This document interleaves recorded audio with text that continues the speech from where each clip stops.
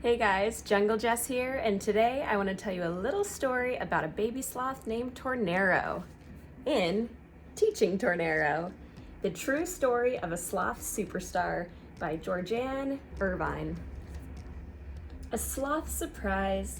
The early morning sun was just beginning to shine on the San Diego Zoo when wildlife care specialist Sonia arrived at work. She helped care for animals that were going to live at Wildlife Explorers Base Camp, an area being built where people would learn about wildlife and their habitats. When Sonia stopped by to check on Xena, the two-toed sloth, she was still sound asleep at the top of her habitat. Sonia could only see Xena's arms and legs hanging down because the sloth was so high. To get a closer look, Sonia climbed a ladder and peeked at the sleeping sloth. What she saw made her gasp. A newborn baby sloth was clinging tightly to Xena's fur. "Hey everyone, get over here," Sonia called out to her coworkers. "You'll never guess what I just discovered." The wildlife care specialists were thrilled about the baby sloth. "This is the most exciting day of the year," said one of them. "Xena has a special job at the zoo. She is a wildlife ambassador, which is like being a teacher. With the wildlife care specialist by her side, Xena often comes to gather where children and adults can meet her and learn about sloths.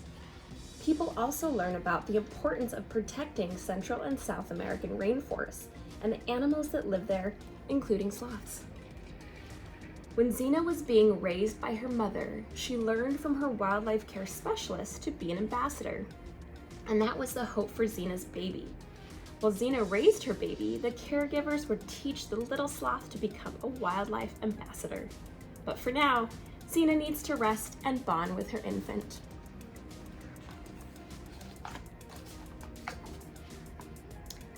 The baby up close. At first, the wildlife care specialist kept an eye on Xena and her infant from afar. It was important to make sure the new mom was caring for the baby, and also wanted to see that the newborn was nursing. Xena's milk would help the baby grow and get stronger. When the tiny sloth was a week old, the caregivers were able to get a close-up look at it. Xena let them hold her and the baby, who calmly clung to her long fur. The infant sloth had golden hair on its back, just like its dad, who was named Brad Pitt after the movie star. The wildlife care specialist couldn't tell whether the baby was a boy or a girl because the sloth was so young and small. Until they knew if it was a male or a female, they decided to call it Nugget. Weighing in. When the tiny sloth was 10 days old, it was weighed for the first time. The baby clung to a soft blanket while it was on the scale. It didn't mind being away from its mom Xena for a few minutes. Nugget's weight was already over a pound, and the infant was growing larger than ever. The wildlife care specialist gave a few of the baby's hairs to a zoo scientist so they could look at the DNA to see if the sloth was a boy or a girl. There wasn't enough DNA on the hair, so several weeks later they took some saliva from inside the baby's mouth. This time, there was enough DNA for the scientist to determine that the baby was a boy. He was named Tornero, which means Turner in Spanish. Turner is the last name of a generous person who donated money to the zoo to help animals. The good eater. When Tornero was first born, he nursed from his mother throughout the day. He started to nibble on bits of solid food like apple and jicama when he was only 10 days old. By the time Tornero was a month old, he stopped nursing and ate only fruits, vegetables, and leaves, just like a sloth baby would in the wild. The wildlife care specialist gave Tornero broccoli, which he liked very much. Xena had never been fond of broccoli, but once Tornero started eating it, so did she. Tornero also loved bananas, but his mom never learned to like them. If a banana even touched Xena food, she would refuse to eat it. Learning to be a wildlife ambassador. By the time Tornero was a few weeks old, he was already interested in interacting with his wildlife care specialist. He would shift himself around on his mother's body to get closer to them. Xena was a laid-back mother who was calm and comfortable being around people. When wildlife care specialists carried Xena from her habitat to meet and greet zoo guests who would learn about sloths, Tornero rode along on her chest. This helped Tornero get used to new sights, sounds, and smells. And because Xena was relaxed in those situations, Tornero was relaxed too. As he got a little older, Tornero didn't mind being carried separately from his mom. To prepare Tornero for his life at San Diego Zoo as a wildlife ambassador, his caregivers began giving him rides around the zoo in a van nicknamed the Sloth Express. This would get him used to riding in a vehicle. Someday, he would travel in the van to make special appearances at schools, children's hospitals, senior living homes, and TV stations. For his first trip throughout the zoo, he clung to a wildlife care specialist while another one drove them past the flamingos, down a canyon by the tigers, and up the hill near the penguins. Once in a while, they stopped so curious Tornero could meet zoo workers. When Tornero arrived back at home, a wildlife care specialist called out to Xena, who climbed down from her hammock. Then Xena stretched out so the caregiver could place Tornero on her chest, where he snuggled into her shaggy fur. A visit with the vets. On a warm fall morning when Tornero was 5 months old, the wildlife care specialist noticed that Xena had a runny nose. They took her to the zoo hospital and brought Tornero too, so he could have a checkup. At the hospital, Xena was given medicine to make her go to sleep. This would make it easier for the veterinarians to examine her. Using a CT scan, the vets looked at Xena's head, chest, and body, which showed everything was normal. They also looked inside Xena's nose and took a blood test. They discovered Xena had a mild infection, so they gave her medicine, which eventually made Xena well again. When it was Tornero's turn, the veterinarians listened to his heart and lungs and looked in his nose, mouth, and ears. He was a healthy baby sloth. Tornero was also vaccinated to prevent a disease that can make sloths very sick. Tornero's big adventure. A week after Tornero's medical checkup, wildlife care specialists took him on the biggest adventure yet, to a gigantic warehouse where lots of friendly zoo employees were waiting to greet him. The visit would help Tornero get used to meeting new people. This was the next step in teaching him how to be a wildlife ambassador. For the 20-mile journey, Tornero rode safely in the back of the Sloth Express in a transport carrier, snuggled up on a burlap pillow. When they arrived, caregiver Kelly held Tornero and talked about sloths as the zoo workers took photos. Tornero was so relaxed that he almost fell asleep in Kelly's arms. Before Tornero headed back to the zoo with the wildlife care specialists, he was given a gift, a soft, plush sloth that he could cling to whenever he wasn't with his mother. Tornero, the TV star. When Tornero was 6 months old, he visited a local television station for the first time. There, he appeared live on the Zoo Day segment of Midday News with wildlife care specialists Katie and Julia. While he waited for his turn to be on TV, Tornero yawned, napped, and then snacked on jicama and protein biscuits. Finally, the director called, "You're on after the commercial break. Please head to the set." With the cameras rolling, the news anchors asked Katie and Julia questions about sloths so viewers could learn about them. Tornero calmly hugged his burlap pillow, munching on a yellow hibiscus flower. When the show was over, the news anchors took a few selfies with Tornero and Katie. A new home, sweet home. At this stage of Tornero's life, he and his mom Xena were already apart so much of the time. It was now time for Tornero to have his own home. The wildlife care team created a special sloth sanctuary for Tornero in an area called Wigglesworth Bowl. It had 2 hammocks for sleeping, branches for climbing, special heaters to keep him warm at night, and many areas to explore. His new home was located down the hill from where Zena's new home, Wildlife Explorers Base Camp, was being built. Wildlife care specialist Katie carried Tornero into his new habitat. He looked around and climbed on the branch. Katie stayed with him until late in the evening, feeding him special treats and holding him. When Tornero snuggled into a hammock and fell asleep, Katie went home.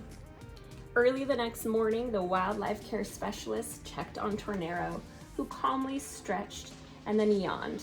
His first night away from his mother had gone well. Construction on Zena's new home, Wildlife Explorers Base Camp, was underway, but the wildlife care team got word that construction activities would be close to Tornero's home for a little while, so the team decided to take Tornero and other animal ambassadors on an adventure to live for a short time at the zoo's hospital across the canyon. Tornero's wildlife neighbors included his grandpa Nico the sloth, Smokey the opossum, Einstein the eagle owl, and Annie and Cheyenne the lynx kittens. Tornero was used to new people and places, so he was relaxed and comfortable during his stay at the hospital. While there, he learned to come when the wildlife care specialist called his name and practiced his climbing skills. When things were back to normal at Wigglesworth Bowl, Tornero and the other animals moved back home. Introducing Tornero. When Tornero was 7 months old, the wildlife care specialist took him to an area of the zoo's front plaza to help him practice being around larger groups of people. Tornero clung to a pillow while caretaker Julia introduced him to the zoo's visitors, who were very excited to see him. Then she placed him on a special perch that was made of branches. Julia explained that Tornero was just learning to use the perch, which is why he laid on top of the branches instead of hanging from it. When Julia overheard a little boy ask his mother if he could have a sloth as a pet, she let everyone know that sloths are wild animals and they don't make good pets. She said that the zoo's sloth ambassadors are there to help people learn about sloths and why we need to protect their rainforest homes. As Tornero grew larger and stronger, he learned to hang upside down on his perch. He became very flexible. Sometimes when he climbed, he looked like he was doing the splits. Zoo visitors enjoyed St. Tornero's natural behaviors, especially when he moved in slow motion. Tornero went through a growth spurt where he ate more than he pooped. Oh, he ate more and he pooped more. Even though sloths usually poop just once a week, he pooped at least twice a week. And always in the same spot. In addition to broccoli, Tornero ate cauliflower, spinach, kale, and jicama. Hibiscus flowers were a special treat for him. He preferred eating red and pink hibiscus, but would munch on yellow flowers if that's the only color available. Tornero ate the stamen or center stalk of the flower first, followed by the petals and leaves. Sometimes the pollen from the stamen left a pollen mustache under his nose. A sloth superstar. Tornero is all grown up now and weighs 18 pounds. He looks like his mom Zena and has long hair like his sloth dad Brad Pitt. Tornero lives in a comfortable sloth sanctuary with plenty of room to climb and hang when he's not out with caregivers, making special appearances for children and adults. As one of the most popular wildlife ambassadors at the San Diego Zoo, Tornero touches the heart of everyone who meets him. He also inspires people to care about sloths, other wildlife, and their rainforest habitat. Tornero is now a two-toed sloth superstar. Fun facts about sloths. There are 6 species of sloths. 2 of them, the Linnaeus and Hoffman, have 2 toes on their front feet, while as the brown-throated, pygmy, pale-throated, and maned have 3. Sloths can do everything upside down, eat, sleep, and even have babies.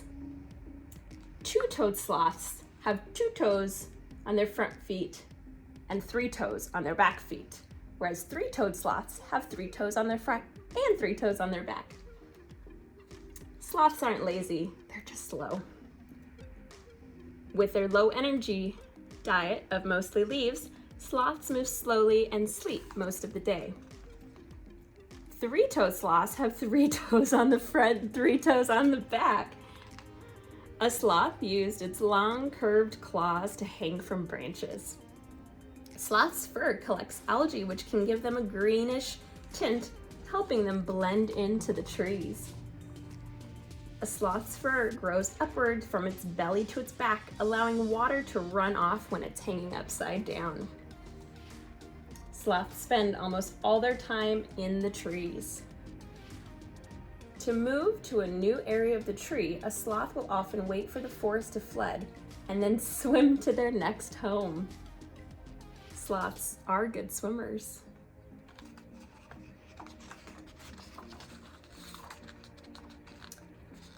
Sloths live in Central and South America. Some threats to wild sloths are loss of habitat, including cutting down rainforests for logging, farming, grazing, and urban areas, harmful tourism activities in countries where sloths live, such as taking photos with young sloths, which are often taken from their mothers in the wild, being killed by motor vehicles and attacked by dogs when their habitat is broken up by roads, farms, and towns. Sloths are forced to travel on the ground to get from one forest area to another, and being electrocuted on the power lines they're forced to climb on. How you can help. To learn how you can help be an ally for sloths and other wildlife, as well as help the San Diego Zoo Wildlife Alliance create a world where all life thrives, visit sdzwa.org. 10 things you and your family can do to help wildlife. 1. Learn about local wildlife that lives in or near your community. 2. Create your own wildlife habitat by planting native bushes, flowers, and trees in your yard. You can put up a bird feeder too. 3. Keep your cats indoors so they stay safe and don't hurt local wildlife such as birds, lizards, and small mammals. 4. Tell your friends and family not to purchase products made from threatened trees or plants, marine organisms, or wild animals when traveling abroad. 5. Put trash that can't be recycled in a garbage can so it doesn't end up harming wildlife or traveling into the ocean. 6. Recycle paper products, glass bottles, cans, and plastic. And say no to plastic bottles, straws, lids, and cutlery. 7. Use a reusable water bottle. 8. Take your own reusable bags to the grocery store. 9. Volunteer to be a citizen scientist on wildwatchkenya.org and wildwatchburrowingowl.org to help scientists identify wildlife photo taken on trail cams, obviously with your parents' permission. 10. Find out more about how climate change is affecting our planet and share this information with people in your life. Thank you guys so much for listening to this book read, and I hope you join me for the next one. And don't forget to follow Jungle Jess.